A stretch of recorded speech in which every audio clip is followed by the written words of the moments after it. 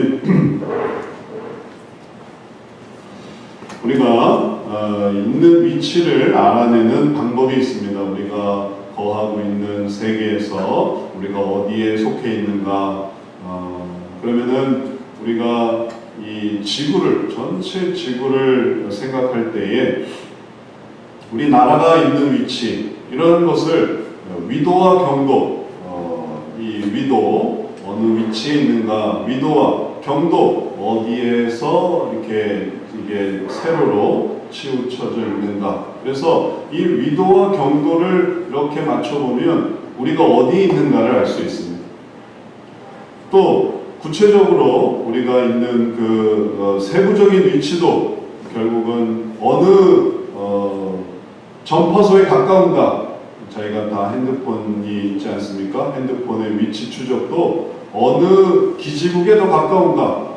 그런 것들을 알면 어디 있는지를 다 알 수 있습니다. 전파를 주고받으니까.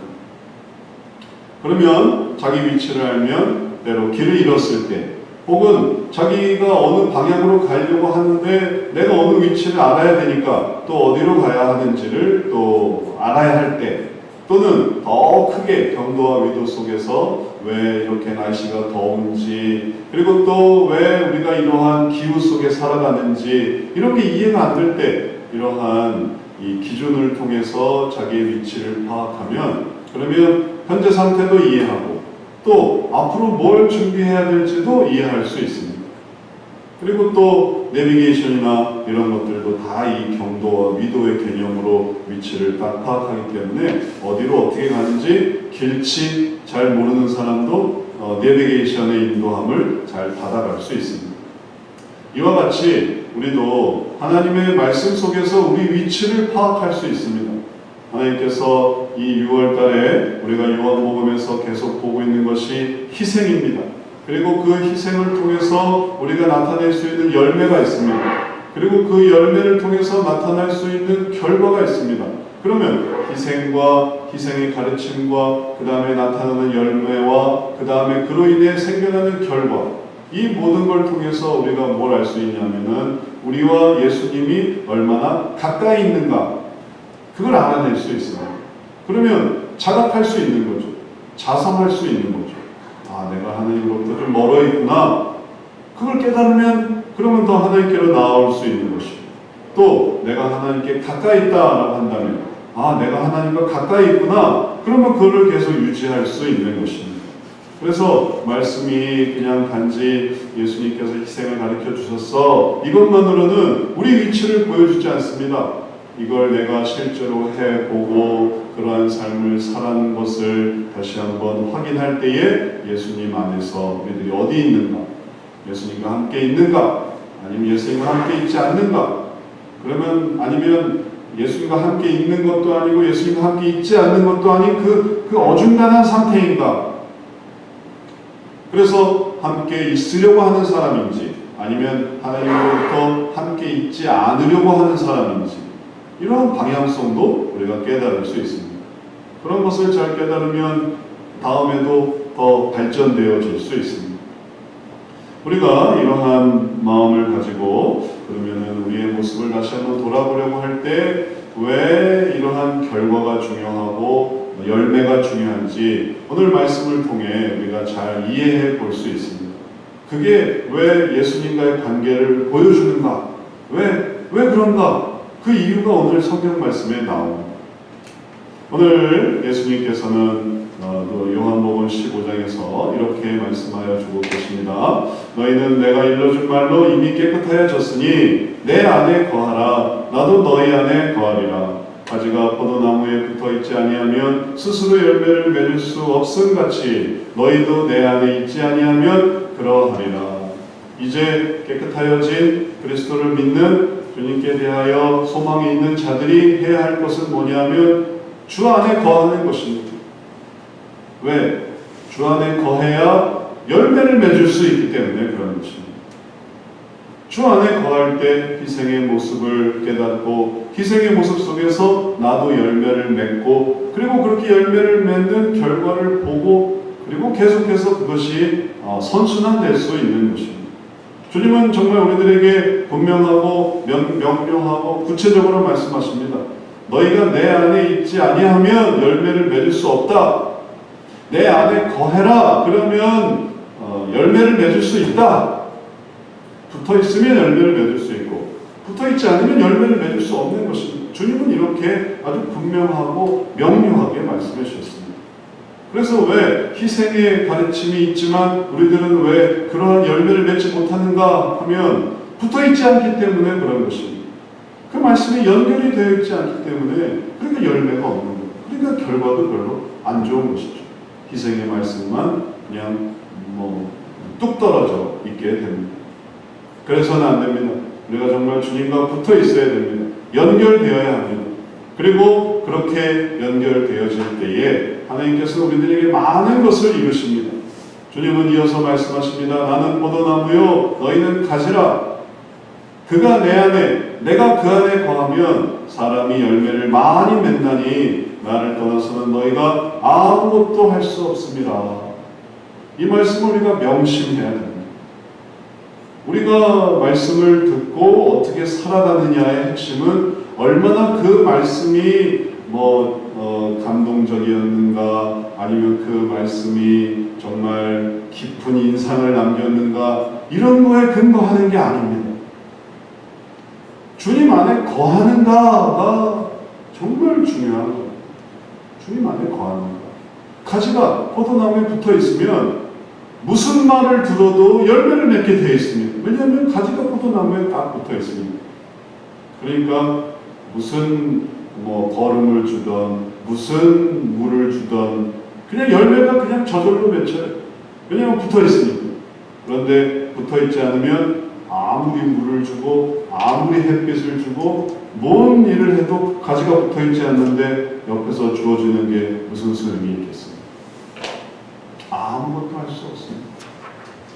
우리가 이 코로나 시대에 정말 은혜의 어떤 수단들은 많이 상실되지 않았습니다.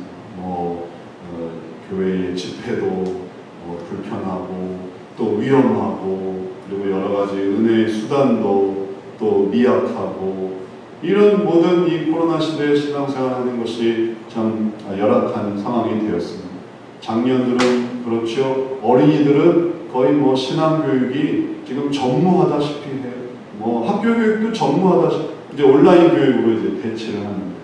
신앙교육은 주일학교 부서가 모이지 않으니 안 되는 경우가 많고 또 설사 모인다 하더라도 여러 가지 제약들이 많고 그러면 그런 어떤 도구와 상황과 그런 분위기가 되어 있지 않으니 그럼 전혀 열매를 맺을 수 없는 건가 하면 또 그렇지도 않습니다. 그러면은 옛날에는 어떻게 예수님을 믿었겠습니까? 인터넷이 없고 온라인이 없고 혹은 여러 가지 상황들이 열악할 때는 어떻게 예수님을 믿었습니까?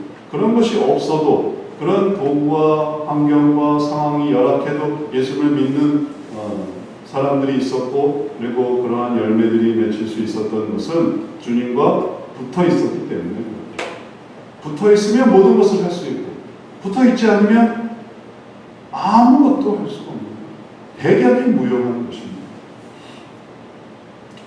이것이 예수님께서 우리들에게 말씀해 주신 정말 중요한 원리고 이것을 우리가 이 희생이라는 가르침과 연계해서 생각해 볼 수 있습니다. 예를 들어서 플러그를 콘센트에 꽂는 걸 한번 생각해 보십시오. 플러그에 꽂는 이 전자제품은 다양한 게 있을 수 있지 않습니까? 전등도 있을 수 있고 선풍기도 있을 수 있고 에어컨도 있을 수 있고 컴퓨터도 있을 수 있고 그런데 그 모든 이 전자제품이 콘센트에 꽂느냐 안 꽂느냐로 이게 무용지물이냐 아니면은 아주 유익한가가 결정이 됩니다. 그냥 콘센트에 꽂느냐 안 꽂느냐 하나 전기가 들어오느냐 안 들어오느냐 그걸로 시원하게 하고 또 그걸로 창의적인 일을 하고 그것으로 밝게 할 수 있고 그런 모든 기능들이 전기가 없으면 무용지물 아무 소용이 없어요. 아무것도 할 수가 없어요. 핵심은 에너지원이 어디서 오느냐 우리가 그것을 하는 에너지가 어디에 있느냐 우리가 바로 이렇게 콘센트에 꽂히는 플러그처럼 우리가 주님 앞에 딱 연결이 돼야 됩니다. 이렇게 연결이 될 때 그 모든 일들을 할 수 있는 것입니다. 희생의 가르침도 마찬가지입니다. 희생을 왜 할 수 있습니까? 우리가 희생의 모습을 왜 따라갈 수 있습니까? 그리고 그 모습 속에서 우리의 삶이 더욱더 변화되고 발전되는 게 왜 가능합니까? 주님과 연결되어 있기 때문에. 그러니까 그게 가능합니다. 반대로 주님과 연결되어 있지 않으면 아무리 하고 싶어도 그냥 다 꺼져버립니다. 그냥 다 힘이 빠져버립니다. 이제 이것을 우리가 이해하고 그러면 이게 실제적으로 들어가게 되면 이 속에 또 무수히 많은 사연들이 있습니다. 이 속에 들어가려고 할 때 안 되는 이유들을 한번 생각을 해볼 수 있어요. 분명히 꽂았는데 왜 안 될까? 꽂았어요. 그런데 왜 이게 작동이 안 될까? 이제 이어지는 말씀 속에 그게 뭐가 또 문제가 생길 수 있는지가 나타납니다. 이제 좀 더 앞서 1절, 2절 말씀 같이 한번 읽어봅니다. 나는 참 포도나무요 내 아버지는 농부라. 물은 내게 붙어있어 열매를 맺지 아니하는 가지는 아버지께서 그것을 제거해 버리시고 물은 열매를 맺는 가지는 더 열매를 맺게 하려 하여 그것을 깨끗하게 하시느니라. 여기에 또 다른 요소가 있는데 그것은 아버지의 요소예요. 예수님 안에 붙어있는 그것만이 끝이 아니라 이것을 가능하게 하시는 아버지 하나님의 역사하심이 있습니다. 그러니까 이게 이제 되돌아가는 거예요. 다시 말해서 아까 우리가 보았던 플러그에 콘센트를 꽂는데 많은 경험이 있겠지만 분명히 꽂았어요. 그런데 불이 안 들어옵니다. 그럼 도대체 뭐가 문제일까요? 꽂았는데 불이 안 들어오네. 그거 하나만 생각해 보면은 분명히 이게 불이 들어야 될 것 같은데 불이 안 들어오는 경우가 있어요. 그럼 뭐가 문제입니까? 그럼 이제 더 넓게 봐야만 하는 거예요. 더 크게 넓게 봐야만 해. 이제 단지 플러그와 콘센트와의 관계만 봐서는 안 돼요. 둘 중에 뭐가 또 문제가 있을 수 있냐면은 콘센트가 문제가 있을 수 있어요. 다 경험해 보시지 않습니까? 콘센트가 꽂긴 꽂았는데 콘센트에 두꺼비집이 내려가 있어요. 그러면 또 이게 무용지물이에요. 그러면 이제 두꺼비집을 찾아야 돼. 더 넓게 봐야 돼. 두꺼비집이 내려갔나? 두꺼비집이 올라갔나? 두꺼비집이 올라갔다고 한번 생각해 보십시오. 그 다음에 또 살펴봐야 될 게 뭐냐면은 플러그에 꽂혀져 있는 전자제품에 문제는 없는가? 그러면 이게 기계가 문제라고 생각해 보십시오. 그러면 이 기계를 또 고쳐야 돼. 그러니 딱 그거 하나만 플러그와 콘센트 그거 하나만 보고 이게 돼야 되는데 안 된다면 그러면 제품의 문제이고 콘센트 자체의 문제이고 그래서 더 크게 보게 됩니다. 그러면 그런 것들을 해결할 수 있는 능력과 해결할 수 있는 힘은 또 어디서 오느냐? 그건 아버지의 은혜로부터 오게 됩니다. 왜 가지에 열매가 붙었는데 그것에서 나무에 가지가 붙었는데 거기서 왜 열매가 나타나는가? 오늘 말씀에서 아버지의 역사하심이 있어요. 아버지께서 2절 말씀에 보면 물은 내게 붙어있어 열매를 맺지 아니하는 가지는 아버지께서 그것을 제거해 버리시고 물은 열매를 맺는 가지는 더 열매를 맺게 하려 하여 그것을 깨끗하게 하시느니라. 그래서 아버지의 역사 속에 어떤 부분은 그거는 열매가 아니다. 그렇게 하는 건 열매가 아니에요. 그래서 그거를 제거해 버리세요.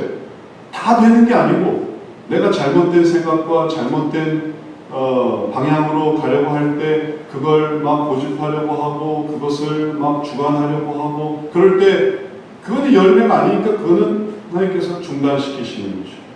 그 다음에 어떤 것은 또 열매, 그건 정말 주님이 기뻐하시는 열매. 그러면 그 열매를 하나님께서는 더 맺게 하시려고 그것을 더 깨끗하게 하시고 그것을 더 도움을 주시기도 하십니다.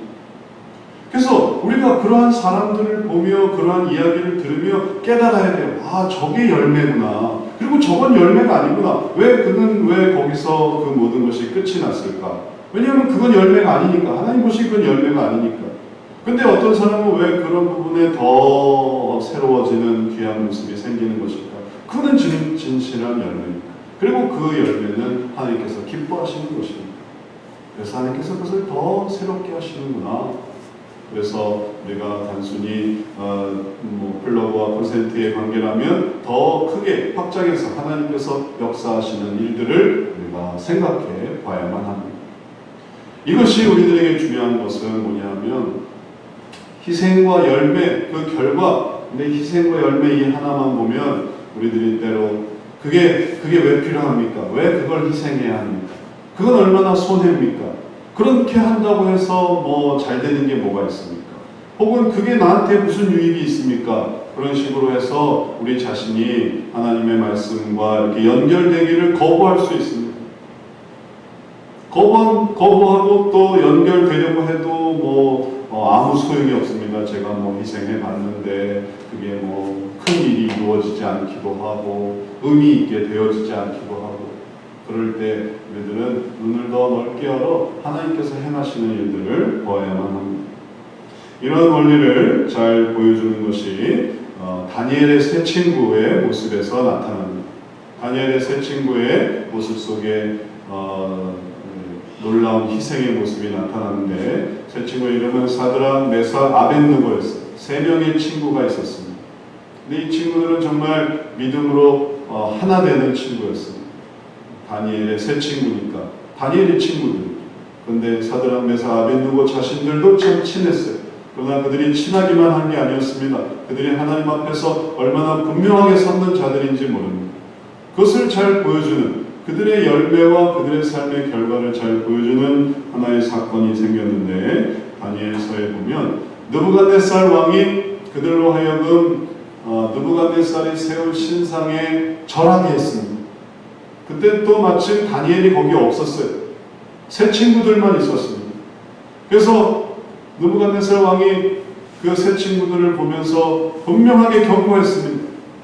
15절 말씀에 보면 이제라도 너희가 준비하였다가 나팔과 피리와 수금과 사면금과 양금과 생황과 및 모든 악기 소리를 들을 때에 내가 만든 신상 앞에 엎드려 절하면 좋거니와 너희가 만일 절하지 아니하면 즉시 너희를 맹렬히 타는 불뭇불 가운데 던져 넣을 것이니 능히 너희를 내 손에서 건져내시니 누구에게 있느냐 하니 위기가 닥쳤습니다.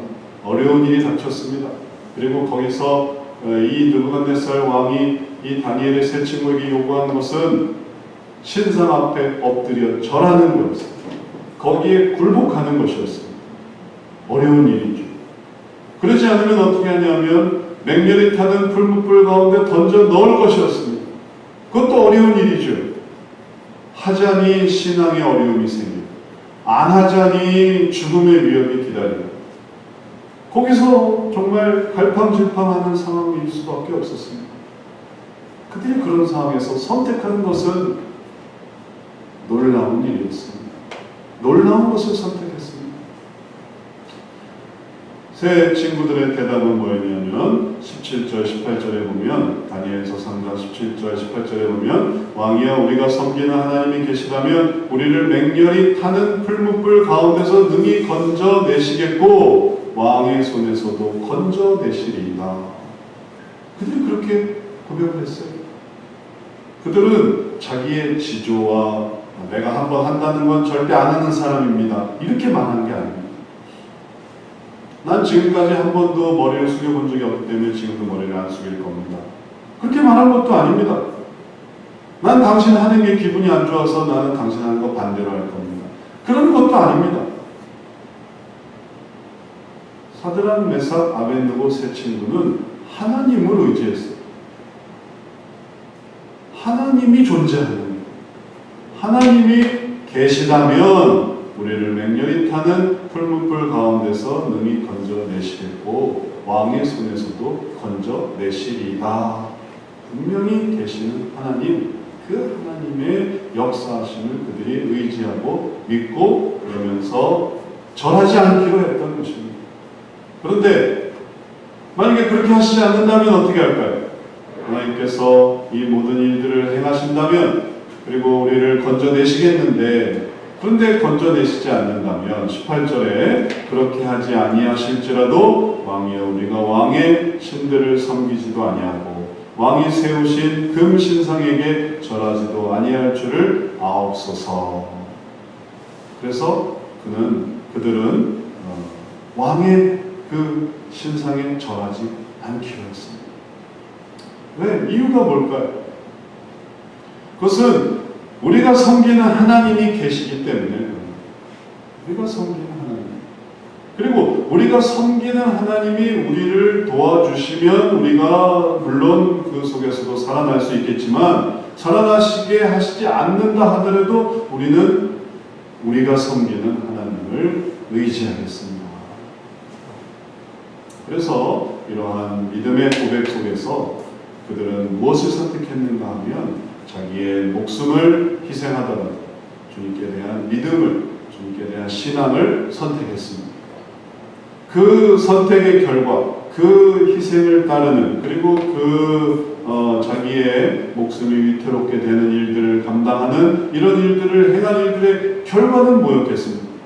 우리가 다 아는 대로 그 다음에 놀라운 결과가 생겨났습니다. 25절 말씀에 보면 왕이 또 말하여 이르되 내가 보니 결박되지 아니한 네 사람이 불 가운데로 다니는데 상하지도 아니하였고 그 넷째의 모양은 신들의 아들과 같도다 하고 세 사람을 풀무불에 집어넣었는데 4명이 거기에 보이는 거예요. 풀무불 안에. 그리고 그 네 번째의 모양은 신들의 아들과 같다. 신들의 아들이 누구겠어요? 구약에 나타난 예수님. 구약에 나타난 예수님의 존재가 여기서 정말 실루엣처럼 보여지는 것이고, 그것은 그들이 주님과 연합했기 때문에, 그리고 주님을 섬기는 자였기 때문에 그런 고통과 혹은 위협과 환난 속에서도 담대하게 그 모든 일들을 자기가 감수했던 것입니다. 하나님께서 왜 그들을 살리셨을까요? 왜 하나님께서 그들을 도우셨을까요? 그것은 그들이 그리스도 안에 있으면서 열매 맺는 자들이었기 때문에 그런 것입니다. 그리고 그것이 그런 모든 어려움과 위태로움과 그리고 위협과 환난 속에서 거기서 그 열매 맺는 모습이 나타났던 것입니다. 그리고 이것이 우리들에게 깨닫게 하는 것은 그 모든 것들을 하나님께서 도우시는구나, 하나님께서 역사하시는구나, 그것을 우리가 깨달을 수 있습니다.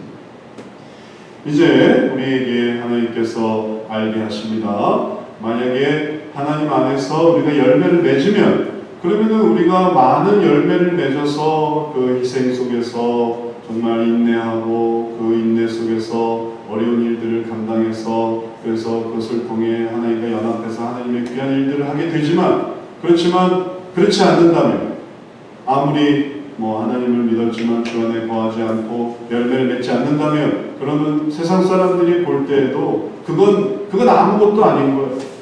열매 맺지 않는 삶은 그는 그냥 버려지는 삶입니다. 그래서 6절 말씀에 보면 사람이 내 안에 거하지 아니하면 가지처럼 밖에 버려져 마르나니 사람들이 그것을 모아다가 불에 던져 사르느니라. 사람들도 그 모든 것을 별로 좋아하지 않습니다.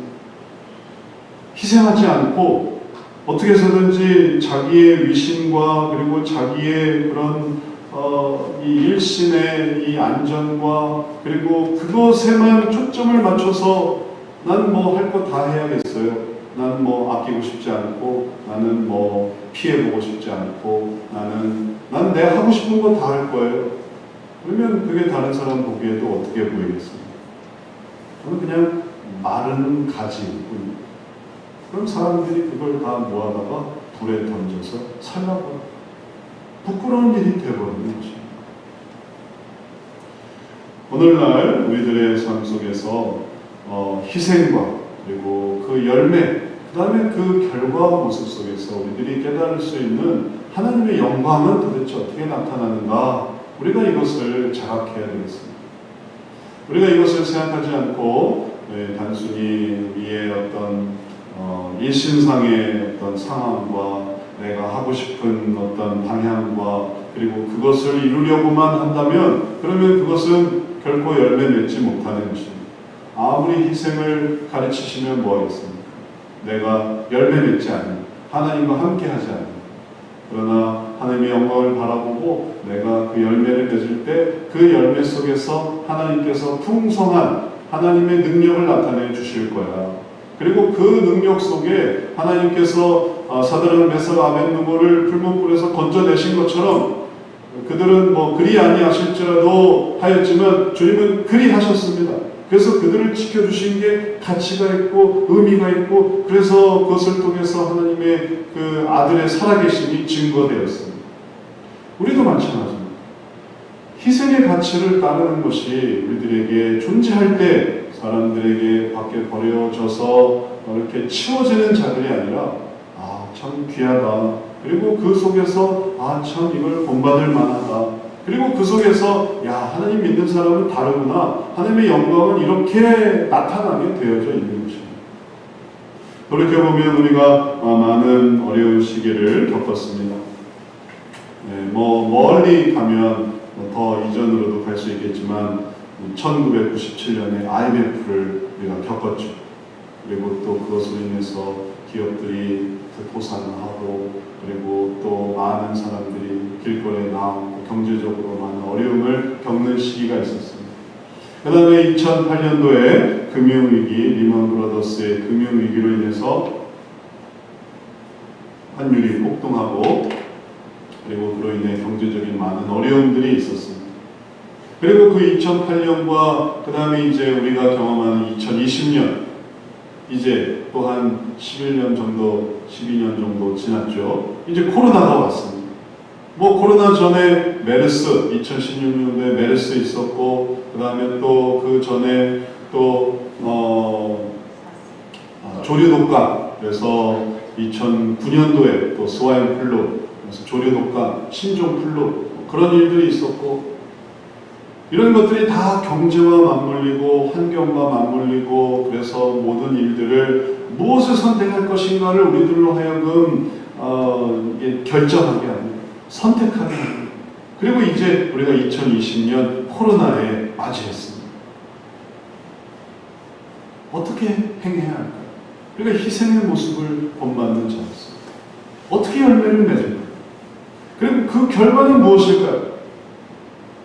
이것을 우리가 마음속에 자각하면서 이걸 내가 하나님께 영광을 돌려야지. 이런 상황에서 내가 하나님께 영광을 돌려야지.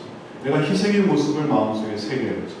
그리고 희생의 열매를 맺어야지. 그렇게 할 때만이 우리 자신도 사드락 메삭 아벳느고처럼 하나님을 믿으면서 움직여 나갈 수 있는 것입니다. 이것은 세상 사람들이 말하는 그런 단순한 그런 원리가 되지 않습니다. 그 다음에 이것은 결코 이래라 저래라 할 수 있는 것도 아닙니다. 오직 주님께서 우리들에게 희생의 가치를 알려주셨고, 그리고 그것을 통해서 주 안에 거하면서 열매를 맺고자 할 때 그때 나타나는 것입니다. 그러면서 그 속에서 무엇이 결정되냐면 서두에 말한 것처럼 내 위치가 결정이 되는 거예요. 내가 지금 어디 있는가? 내가 지금 어디에 지금 붙어 있는가? 내가 예수님께 붙어 있는가? 아니면 예수님부터 멀어져 있는가? 딱 그거죠. 이 시기를 우리가 살아가면서 주님의 자녀로서의 삶을 우리가 더욱 기억해야 되겠습니다. 그때 뭘 했는가? 우리가 다 생생하게 기억하지 않습니다. 97년도에 내가 뭘 했는데, 2008년도에 뭘 했는데, 2009년도에 뭘 했는데, 2016년도에 뭘 했는데, 2016년도에 저도 메르스가 한창일 때 목사님들 모시고 이제 가야 하는 일정이 생겼는데 정말 고민되더라고요.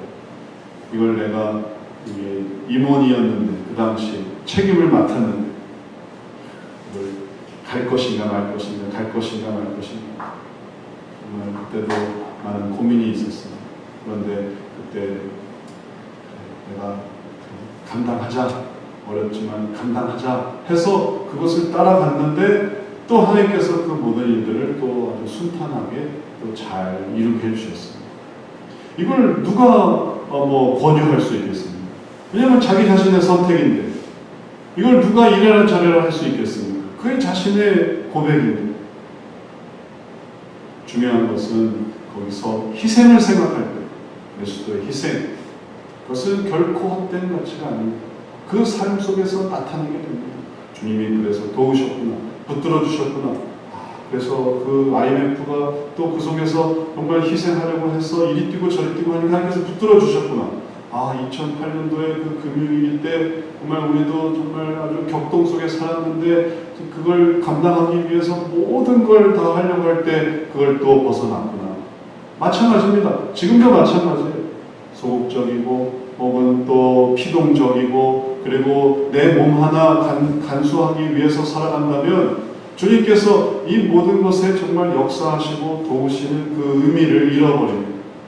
그러나 희생의 모습을 깨닫고 그것을 하려고 할 때 이제 2020년 내가 그걸 했구나. 이건 기록되는 것입니다. 우리 머릿속에. 그건 우리의 삶 속에 아주 각인되는 것입니다. 내가 그렇게 살았지. 그러면 이제 코로나 이후에 전염병이 없겠습니까? 오히려 더 치밀하고 더 막강하며 혹은 또 더 치명적인 또 뭔가가 생길 수가 있겠죠. 하지만 그런 것도 역시 우리가 하나님 안에서 잘 극복해낼 수 있겠습니다. 이제 말씀을 마치겠습니다. 우리가 예수님 안에 있을 때 하나님의 영광을 나타낼 수 있습니다. 그리고 그렇게 예수님 안에 있고자 할 때 그 어떤 것도 영광을 나타내는 것을 막을 수 없습니다. 또 아주 사소한 것도 주님 안에서 또 영광스러움을 가질 수 있습니다. 오늘 말씀을 우리가 마음에 새기고 주님의 영광을 나타내서 주 안에 거하는 그래서 열매 맺는 자 되기로 다짐하며 결심하는 우리 모두 되시기를 주의 이름으로 축원합니다. 사랑의 주님, 우리들에게 주어진 모든 상황과 환경과 형편들은 또 우리가 몸을 사리게 하고 그리고 또 주춤하게 하며 그리고 때로는 아무것도 못하게 그렇게 우리 자신을 나약한 자로 만들 수 있는 것을 다시금 깨닫습니다.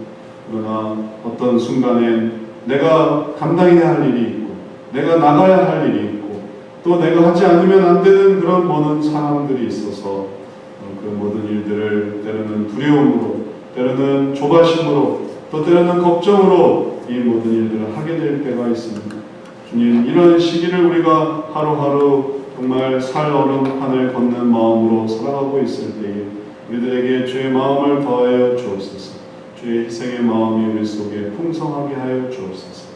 그래서 이 모든 일들을 주의 영광을 바라보며 하게 하여 주옵시고 그 모든 일들 속에 하나님께서 기뻐하시는 것이 무엇인가를 나타내어서 주의 자녀들의 영광이 무엇인지 그 영광은 어떻게 나타났는지를 우리 스스로 깨달아갈 수 있도록 붙들어 주옵소서.